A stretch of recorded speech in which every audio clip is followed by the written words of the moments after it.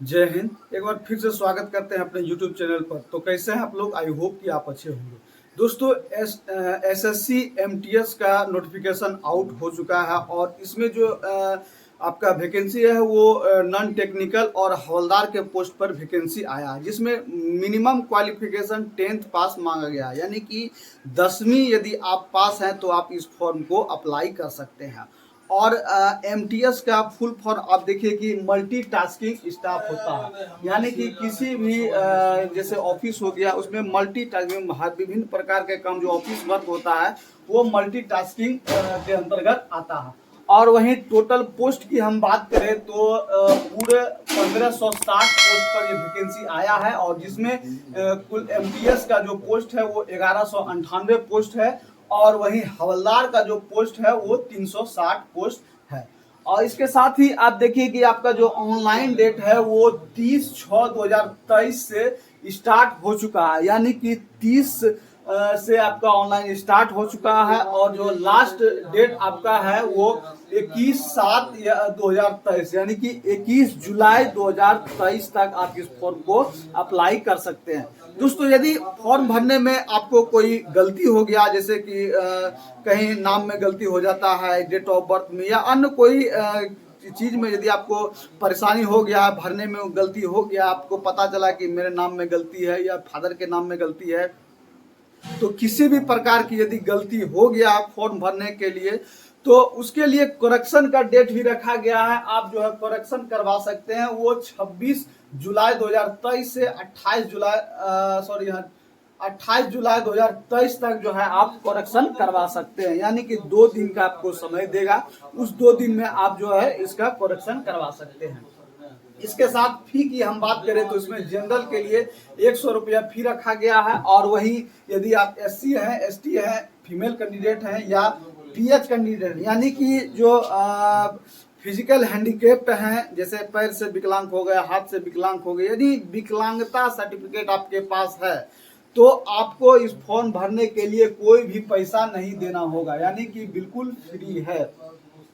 और यह फॉर्म आप जान लीजिए कि भारत के किसी भी कोने से, किसी भी राज्य से हैं तो आप इस फॉर्म को अप्लाई कर सकते हैं। ये ऑल इंडिया बेसिस पे जॉब है। कहीं भी भारत के किसी भी राज्य में, किसी भी ऑफिस में आपका जॉब हो सकता है। हाँ, एक बात आपको प्रेफरेंस होगा कि जैसे आप जिस क्षेत्र से हैं वहां से आप अप्लाई करते हैं, जैसे कि मान लीजिए कोई यूपी से है, कोई बिहार से है, कोई बंगाल से है, तो हो सकता है कि रीजनल क्षेत्र में उसका ड्यूटी हो सकता है। और एग्जाम भी उसी कैटेगरी में होता है। जैसे कि इसमें भी एग्जाम में एग्जाम सेंटर, जैसे कि आप मान लीजिए इस फॉर्म को एग्जाम देने जाएंगे तो इसका भी सेंटर के लिए जो है जोन बांटा गया है। जैसे कि सीआर सेंटर यानी कि सेंट्रल रेंज हो गया, इसके बाद ईस्टर्न रेंज, केकेआर रेंज, इस तरह से जिस भी रेंज में आप आते हैं वहां जो है आप इस फॉर्म को अप्लाई कीजिए और वहां आपका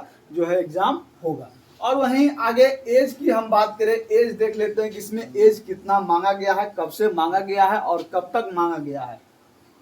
तो 1/8/2023 तक, यानी कि 1 अगस्त 2023 तक आपका जो है मिनिमम एज आपका 18 साल होना चाहिए। यानी कि 1 अगस्त 2023 तक आपका 18 साल पूरा होना चाहिए। और वहीं जनरल के लिए 18 से 25 साल रखा गया है।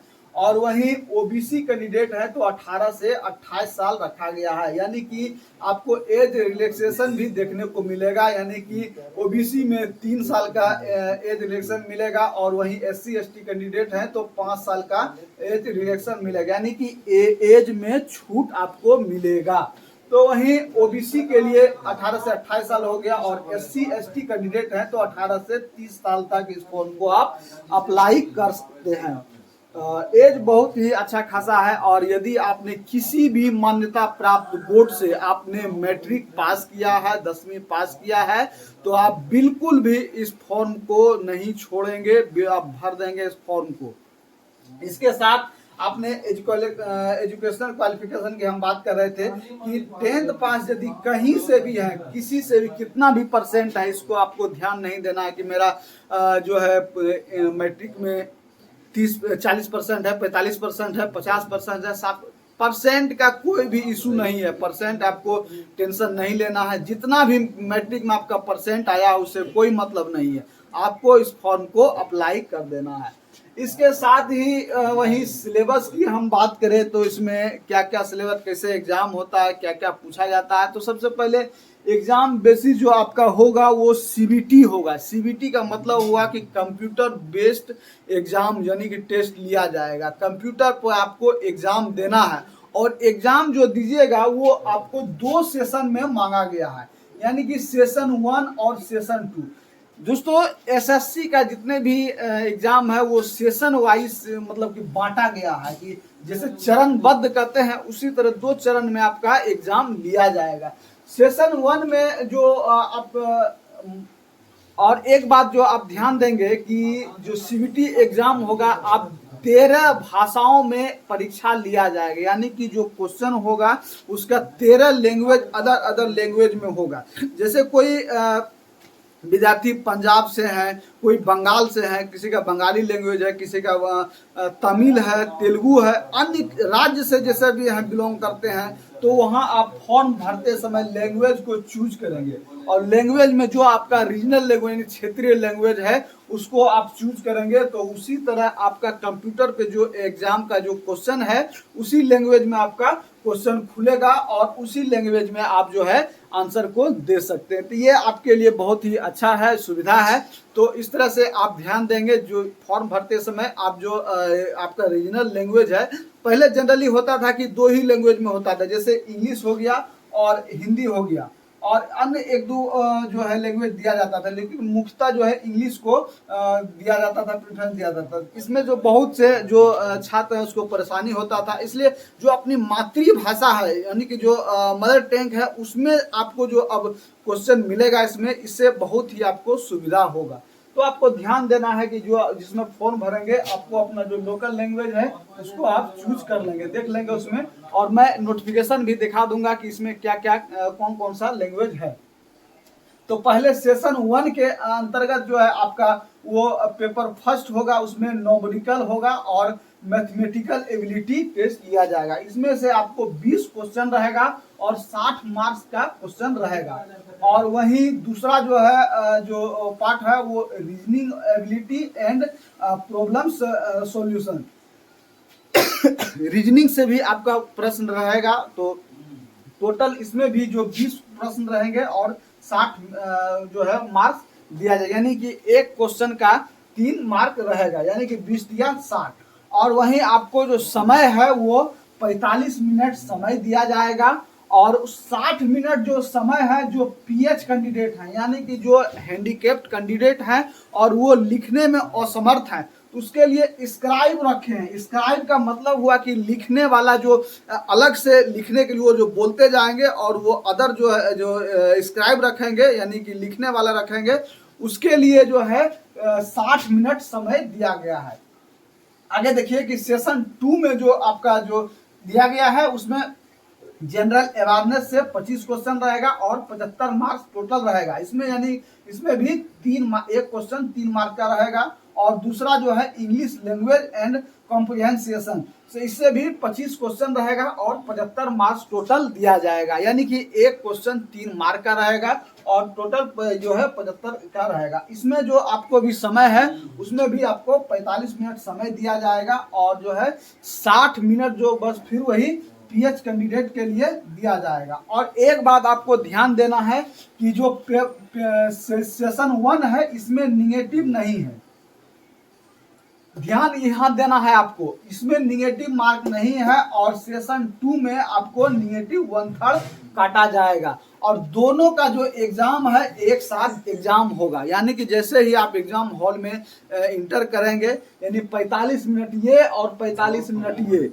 यानी कि 45 आपका 90 मिनट टोटल आपको समय दिया जाएगा, यानी कि 1.5 घंटा का आपका जो है एग्जाम होगा। जिसमें से पहले आपका सेशन 1 का जो स्क्रीन खुलेगा कंप्यूटर पे, आप पहले सेशन 1 का एग्जाम दे देंगे। इसके बाद जो है आपका सेशन 2 का जो स्क्रीन खुलेगा और वहां आप जो है पेपर सेशन 2 का जो है प्रश्न को सॉल्व करेंगे।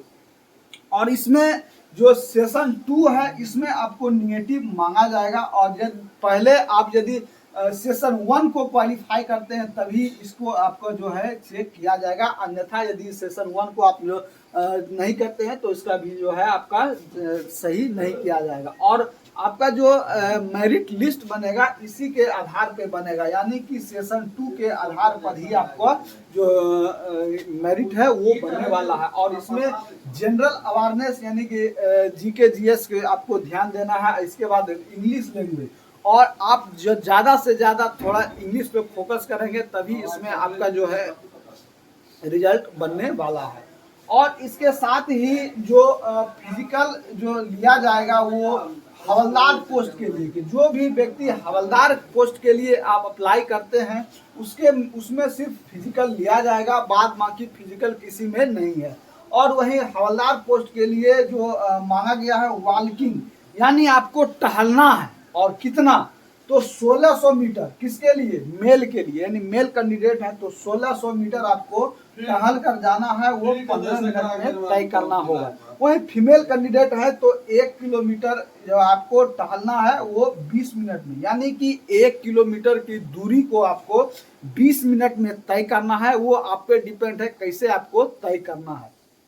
इसके साथ ही हाइट की हम बात करें हवलदार पोस्ट के लिए, तो मेल कैंडिडेट है तो मेल के लिए 157 सेंटीमीटर मिनिमम हाइट मांगा गया है, और वहीं फीमेल कैंडिडेट है तो 152 सेंटीमीटर मांगा गया है। और वहीं मेल के लिए चेस्ट जो है 81 सेंटीमीटर मिनिमम, और फुला करके जो है 86 सेंटीमीटर मांगा गया है। और वहीं फीमेल कैंडिडेट के लिए चेस्ट की रिक्वायर नहीं है, उसमें जो है वेट आपको मिनिमम 48 केजी पूरा होना चाहिए, यानी कि फीमेल कैंडिडेट है तो उसका जो वेट है वो 48 केजी होना चाहिए। और एग्जाम सेंटर के जो बताया आपको कि एग्जाम सेंटर जैसे आपको एग्जाम कहाँ होगा, तो इसमें से आप जो है चूज करेंगे आप किस क्षेत्र से हैं।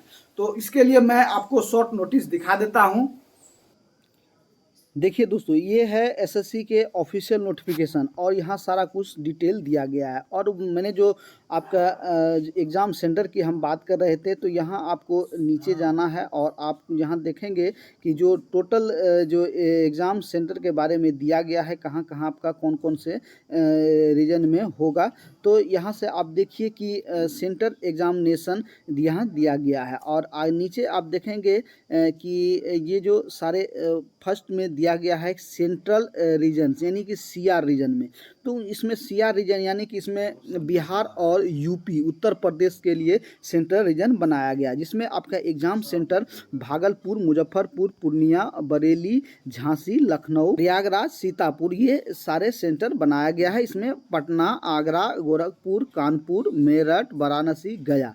और आप अपने ज़िले के डिस्ट्रिक्ट के लोकल एरिया में देख लेंगे कि आपको कहाँ सुविधा होता है, वहाँ आप जो है इसका अप्लाई कर सकते हैं। इसके साथ ही जो ईस्टर्न रीजन में दिया गया है, इसमें ईस्टर्न रीजन में Andaman Nicobar, island, Jharkhand, Orissa, Sikkim and west Bengal को दिया गया है। और इसमें सारा जो है इस यहाँ आपका एग्ज़ाम सेंटर दिया गया है विथ कोड, सेंटर कोड भी टोटल आपको प्रोवाइड कर दिया गया। इसको सेंट्रल कोड भी आपको भरना है, जिसमें पोर्ट ब्लेयर है ये सारा जमशेदपुर, बालापुर, कटक, उड़ीसा, संबलपुर, आसनसोल, दुर्गापुर, कोलकाता, दानकुनी, इसके तरह से आप जो है जो लोकल है उसको आप देख लेंगे तो इसमें जो है अप्लाई कर सकते हैं। जैसे कि इसमें कर्नाटका, केरला रीजन से भी है, जिसमें लक्षद्वीप, कर्नाटका और केरला से स्टूडेंट है, तो उसके लिए यहाँ टोटल जो है दिया गया है। इस तरह से सारा जो ये दिया गया है यहाँ आप जो है अप्लाई कर सकते हैं। इस भर्ती से लेकर के यदि आपके मन में अभी भी कोई सवाल आ रहा हो तो आप सीधे मुझे कमेंट करके पूछ सकते हैं, या मैसेज या कॉल कुछ भी कर सकते हैं। यहाँ आपको जो है इंस्टाग्राम मेरा आईडी है, इस पे आप कॉल या मैसेज कुछ भी कर सकते हैं, और आप बेहिचक जो है पूछ सकते हैं। यथासंभव जहाँ तक कोई भी स्टूडेंट है सभी को मैं हर संभव सहायता करता हूँ। जो जिसको होता है वो हमसे बात करता पूछता है, और यदि आपके मन में भी अभी कोई सवाल आ रहा हो तो आप सीधे मुझसे जुड़ सकते हैं और कोई भी सवाल आप पूछ सकते हैं। तो मिलते हैं नए इन्फॉर्मेशन के साथ, नए वीडियो के साथ। तब तक के लिए सभी भाइयों को जय हिंद।